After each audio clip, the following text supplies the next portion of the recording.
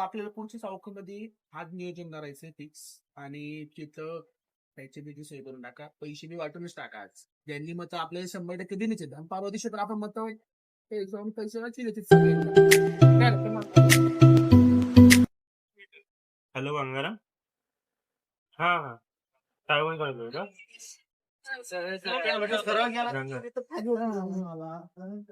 Hello बोला की. काय साहेब